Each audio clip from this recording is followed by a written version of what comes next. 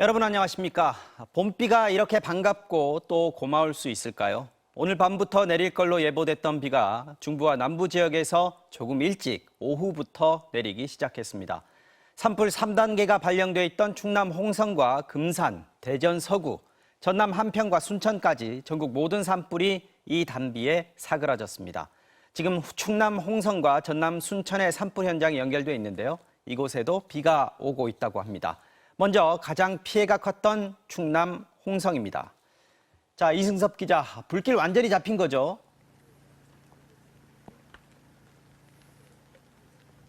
네, 현재 이곳에는 반가운 봄비가 쏟아지고 있습니다.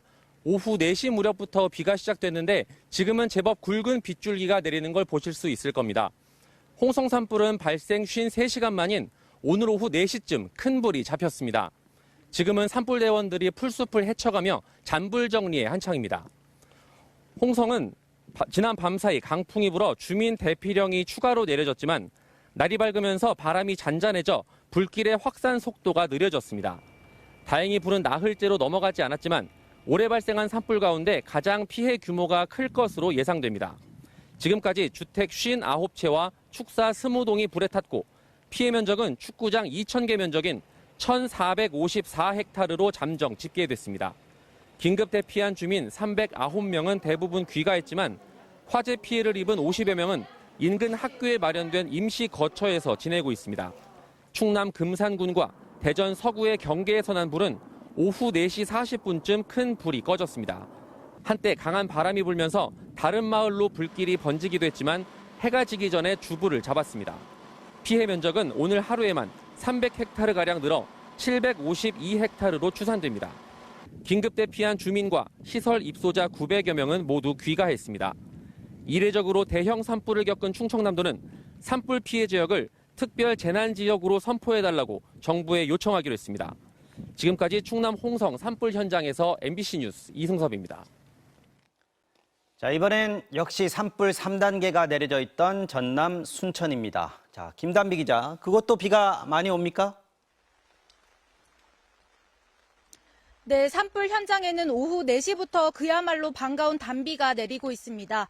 산불 지휘본부는 현재 철수했는데요. 연기와 불길이 치솟던 산은 언제 그랬냐는 듯 이제 흥건히 물길을 머금고 있습니다. 이곳 순천 산불은 비가 오기 전에 이미 불이 꺼졌습니다. 오후에 바람이 강해졌다 줄어들었다를 반복하는 사이 집중적으로 진화헬기가 투입되면서 오후 3시쯤 주불이 잡혔습니다. 이후 드론과 진화대원이 투입돼 낙엽 밑에 있는 불씨를 조사하는 작업이 이루어졌고 이틀 동안 사투를 벌이던 진화대원도 지금은 모두 철수한 상태입니다. 어제 낮에 시작된 불은 오늘 새벽 5시 산불 대응 3단계로 격상됐고 150헥타르의 피해를 냈습니다. 경로당에서 하루를 보낸 80여 명의 주민들은 집으로 돌아갔습니다. 아니, 다행히 비가 와서 끄지기 다행이지. 지금 비가 온 게 완전 저기서 불이 역시 산불 3단계가 내려졌던 전남 한평 산불도 28시간 만에 진화됐습니다. 임야 475헥타르가 소실됐고 공장 4동과 축사 2곳, 비닐하우스 2곳이 불에 탔습니다. 산불 진화에 500여 대의 장비와 1,000명에 달하는 인력이 투입됐습니다. 한평 산불 원인은 인근 양봉장에서 쓰레기 소각에서 나온 불씨가 바람을 타고 번진 것으로 추정됩니다. 지금까지 순천 산불 현장에서 MBC 뉴스 김단비입니다. 네, 이렇게 산불이 진화되면서 소방당국과 경찰이 대형 산불의 원인 조사에 착수했는데요. 이번에 가장 큰 피해를 남긴 홍성 산불이 처음 시작되는 상황으로 추정되는 장면이 차량 블랙박스에 찍혔습니다. 사람에 의한 실화의 가능성이 제기되고 있습니다. 김지혜 기자가 취재했습니다. 주택 앞 한 야산에 빨간 불꽃이 보이기 시작합니다. 주변으로 연기도 피어오릅니다. 산불 진화 대원들이 바쁘게 움직이며 대피를 독촉합니다. 어머니 아버지 지금 저쪽에서 직원들이 대피시키고 있으니까 일단 나가세요.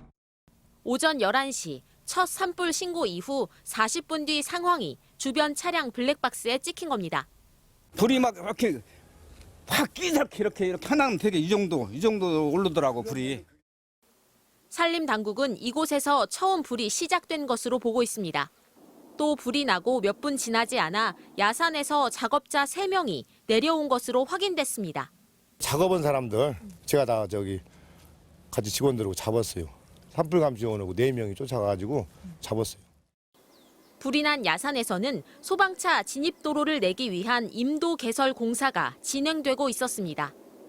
인부들은 불이 났던 지난 일요일 오전 이곳에서 벌목 작업을 했던 것으로 알려졌습니다. 기계톱 소리 듣고 내가 쳐다보니까 나무가 쓰러지더라고요. 좀 있다가 이장이 불났다고 연락 와서 보니까 여기서 났다고 이제 저 기계는 사람이 보고 신고했다고. 당시 이 지역에는 순간 최대 풍속 시속 43km의 강풍이 불었습니다. 홍성군 특별사법경찰 조사 결과 이들 작업자 3명은 실화 혐의를 부인하면서 당시 현장에 벌목 작업을 하던 또 다른 3명이 더 있었다고 진술한 것으로 알려졌습니다. MBC 뉴스 김지혜입니다. 이거 어떻게? 도주요.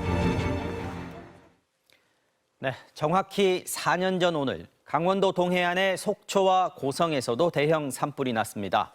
이때 발생한 이재민들은 긴 시간이 지났지만 여전히 고통 속에 지내고 있다고 합니다.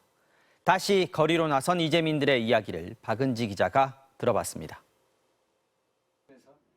2019년 고성 산불 이재민 차광주 씨. 4번째 봄도 컨테이너 주택에서 맞았습니다. 한순간에 살던 집도 기르던 닭과 개도 모두 잃었습니다. 하지만 제시된 보상금은 고작 4,500만 원. 극심한 스트레스에 쓰러졌고 간암 말기 진단까지 받았습니다. 자꾸 생각이 나니까 또 잠이 안 오고. 더군다나 이제 분노가 막 끓는 거지. 보상이라도 해주면 그래도 병원이라도 좀 다니기 싶은데. 2019년 4월 4일 밤, 그 밤은 지옥 같았습니다. 바짝 메마른 날씨, 최대 시속 128km의 강풍, 동시다발적으로 솟아오른 불길. 살림과 삶의 터전은 잿더미가 됐고 산불에 갇힌 관광객들은 생사를 걸고 탈출했습니다. 고성, 속초, 강릉, 동해까지 내려진 국가 재난 사태. 주민들은 절망했습니다. 애기랑 셋이 그냥 한 2, 3분 이내에 안 나왔으면 우리 죽었을 것 같아요. 그렇게 주저앉았던 이재민들은 다시 거리로 나왔습니다. 가해자 한전은 과실을 인정하고 이재민에게 진정으로 사과하라! 한전의 전신주 관리 소홀로 산불이 시작된 점이 법원에서 인정됐지만 한전 직원 개인 7명에게는 모두 무죄가 선고됐습니다. 그 뒤로 한전이 보상 협의조차 하지 않자 이재민들의 울분이 터져나온 겁니다. 여러분들이 이런 아픔의 고통을 받습니까? 한전에서 관리만 제대로 했다면, 사전에 안전검사만 제대로 했다면. 산불의 책임이 한전에 있다고 확인됐지만 오히려 그 때문에 더 고통받고 있다는 겁니다. 지금까지 4년 동안 이렇게 끌고 왔다라 그러면 민사적 재판까지 마지막까지 끌고 간다 그러면 이재민들 다 죽습니다. 이재민 400여 명, 소송에 참여한 60여 명. 이들의 가슴은 4년이 지난 지금도 타들어가고 있습니다. MBC 뉴스 박은지입니다. 정부가 남부지방 가뭄 해결 대책으로 4대강 사업으로 만든 보를 다시 활용하는 방안을 내놨습니다. 지난 정부에서 사실상 폐기한 4대강 보를 부활시키겠다는 겁니다. 그런데 4대강 보에 다시 물을 가두면 가뭄을 과연 해소할 수 있을까요? 정반대의 해석도 나오고 있습니다. 류현중 기자가 전해드립니다. 50년 만에 기록적인 가뭄으로 상수원 고갈 위기를 맞은 남부지방. 윤석열 대통령은 해결책으로 4대강 보호 활용을 지시했습니다. 과거에는 경험하지 못한 극심한 가뭄과 홍수를 함께 겪고 있습니다. 그간 방치된 4대강 보를 적극 활용하고 전날 가뭄 대책에서 4대강 16개 보호 활용을 꺼내든 환경부는 활용도를 높이겠다고 재차 강조했습니다. 승촌보하고 죽산보에 저류된 물이 2,308만 톤 정도가 됩니다. 현재 저류된 물의 50% 정도는 더 추가로 확보될 수 있다라고. 정부의 이 같은 결정은 4대강을 재자연화하기로 한 전 정부의 결정과 정면으로 배치됩니다. 지난 2021년 국가물관리위원회는 수질 악화 등을 이유로 금강, 영산강 유역의 보 5곳의 문을 상시 개방하거나 해체할 것을 의결했습니다. 실제로 수질 오염 문제는 여전히 심각합니다. 지난해에도 5월 이후 여름철엔 낙동강과 영산강은 녹조로 뒤덮였고 식수는 물론 농업용수 활용도 어렵다고 환경단체들은 우려합니다.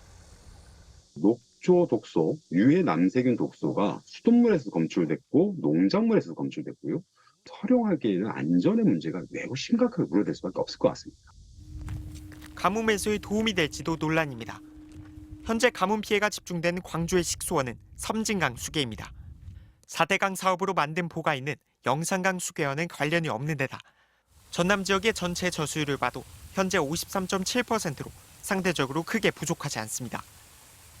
발생이 예정되는 지역에 물을 공급하기에는 너무 떨어져 있다. 실효성이 없는 물 확보 방안이다.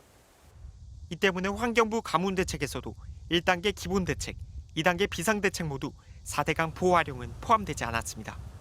4대강 사업은 각계 전문가들이 장시간 검토한 끝에 재자연화를 결정했고 감사원의 추가 감사도 진행 중입니다. 섣부른 재활용으로 논란을 재점화하기보단 과학적인 검증부터 필요해 보입니다. MBC 뉴스 류현준입니다.